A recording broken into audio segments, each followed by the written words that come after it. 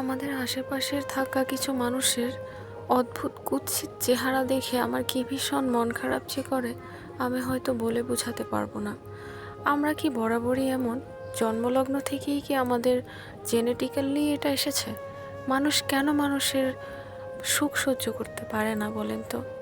মানুষ কেন মানুষের উন্নতি দেখতে পারে না, বুঝি না।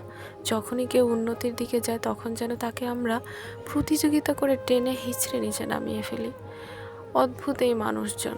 মানুষকে আমরা জানি আশরাফুল মাখলুকাত হিসেবে সৃষ্টির সেরা জীব, কিন্তু এই আশেপাশের কুৎসিত মানুষজন থেকে দূরে গিয়ে বাঁচার তীব্র ইচ্ছা জেগেছে আমার। প্রকৃতিই যেন সব সুন্দর, প্রকৃতির মাঝে ভীষণ বসে থাকতে ইচ্ছা করে।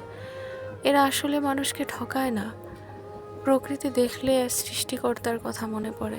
সৃষ্টিকর্তার অপরূপ সৃষ্টি নদী। নদীর পাড়ে গিয়ে কিছুক্ষণ বসে থাকুন না, দেখবেন নদী কখনো বলবে না তুমি চলে যাও, কেন এসেছো, কেন বসে আছো। বরঞ্চ নদী আপনাকে শান্তিই দিবে। যা পাবেন শীতল স্নিগ্ধ হাওয়া আর এক অদ্ভুত প্রশান্তি।